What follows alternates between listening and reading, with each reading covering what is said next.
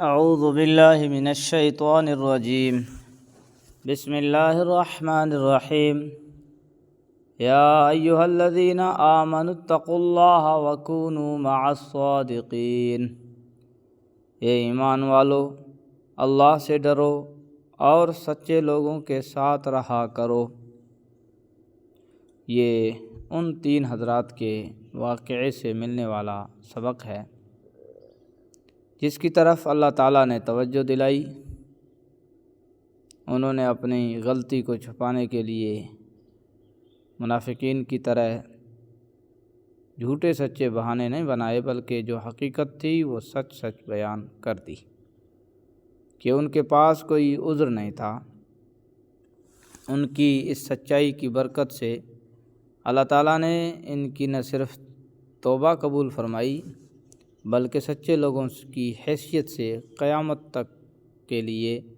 ان کا تذکرہ قرآن کریم میں زندہ جاوید کر دیا گیا۔ اس آیت میں یہ تعلیم بھی ہے کہ انسان کو اپنی صحبت سچے لوگوں کے ساتھ رکھنی چاہیے جو زبان کے بھی سچے ہوں اور عمل کے بھی سچے ہوں۔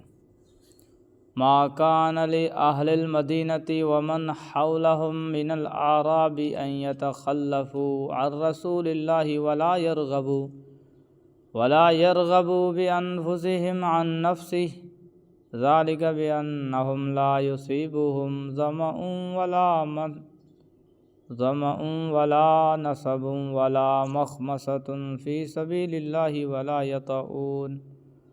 يطؤون موطئا يغيظ الكفار ولا ينالون من عدو نيلا إلا كتب لهم به عمل صالح إن الله لا يضيع أجر المحسنين۔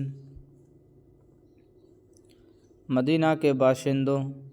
اور ان کے ارد گرد کے دیہات میں رہنے والوں کے لیے یہ جائز نہیں تھا کہ وہ اللہ کے رسول کا ساتھ دینے سے پیچھے رہیں،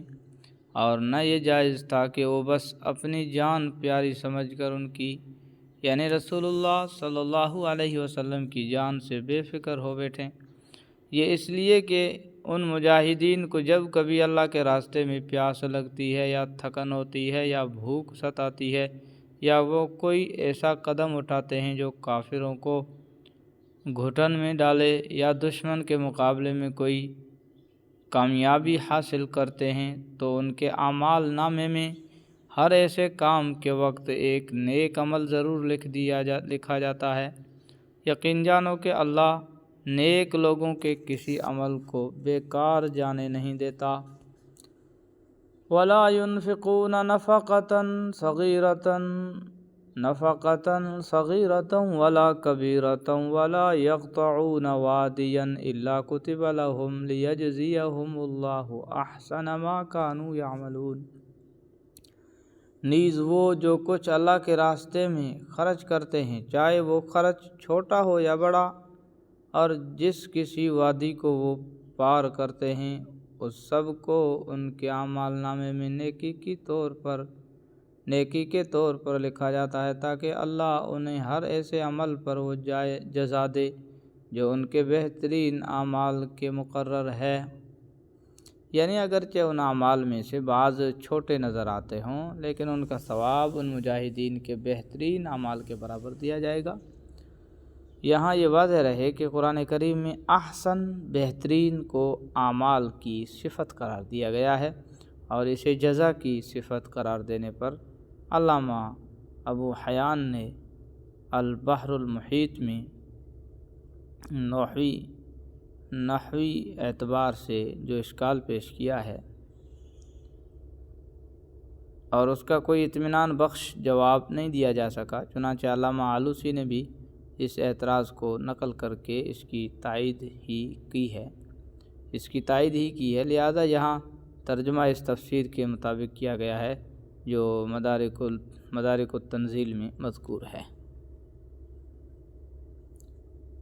وَمَا كَانَ الْمُؤْمِنُونَ لِيَنْفِرُوا كَافَّةً فَلَوْلَا نَفَرَ مِنْ كُلِّ فِرْقَةٍ مِّنْهُمْ طَائِفَةٌ لِيَتَفَقَّهُوا فِي الدِّينِ لیتفقہوا فی الدین ولینذروا قومہم اذا رجعوا الیہم لعلہم یحذرون۔ اور مسلمانوں کے لیے یہ بھی مناسب نہیں ہے کہ وہ ہمیشہ سب کے سب جہاد کے لیے نکل کھڑے ہوں، لہذا ایسا کیوں نہ ہو کہ ان کی ہر بڑی جماعت میں سے ایک گروہ جہاد کے لیے نکلا کرے، تاکہ جو لوگ جہاد میں نہ گئے ہوں وہ دین کی سمجھ بوجھ حاصل کرنے کے لیے محنت کریں، اور جب ان کی قوم کے لوگ جو جہاد میں گئے ہیں ان کے پاس واپس آئیں تو ان کو متنبہ کریں تاکہ وہ گناہوں سے بچ کر رہیں۔ سورہ توبہ کے ایک بڑے حصے میں ان لوگوں کو ملامت کی گئی ہے جو تبوک کے جہاد میں شریک نہیں ہوئے تھے۔ روایات میں آتا ہے کہ ان آیات کریمہ کو سن کر صحابہ نے یہ ارادہ کر لیا کہ آئندہ جو بھی جہاد ہوگا اس میں وہ سب جایا کریں گے۔ تو اس آیت نے واضح فرما دیا کہ ہمیشہ کے لیے یہ سوچنا صحیح نہیں ہے۔ غزوہ تبوک میں تو ایک خاص ضرورت پیش آئی تھی جس کی وجہ سے تمام مسلمانوں کو نکل کھڑے ہونے کا حکم دیا گیا تھا، لیکن عام حالات میں مسلمانوں کو تقسیم کار پر عمل کرنا چاہیے جب تک امیر کی طرف سے نفیر عام یعنی ہر شخص کو جہاد میں شریک ہونے کا حکم نہ ہو۔ جہاد فرض کفایہ ہے، اگر ہر بڑی جماعت میں سے کچھ لوگ جہاد کے لیے چلے جایا کریں تو سب کی طرف سے یہ فرض کفایہ ادا ہو جائے گا۔ یہ اس لیے بھی ضروری ہے کہ یہ جس طرح جہاد امت مسلمہ کی ایک ضرورت ہے، اسی طرح دین کا علم حاصل کرنا بھی امت کی ایک اہم ضرورت ہے۔ اگر سب لوگ جہاد میں نکل کھڑے ہوں تو علم دین کی درس و تدریس کا فریضہ کون انجام دے گا؟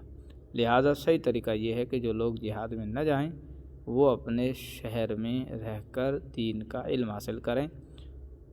متنبہ کرنے کا مطلب یہ ہے کہ جو احکام انہوں نے سیکھے ہیں وہ ان کو بتا دیں کہ فلاں کام واجب ہے اور فلاں کام گناہ ہے۔ صدق اللہ العظیم۔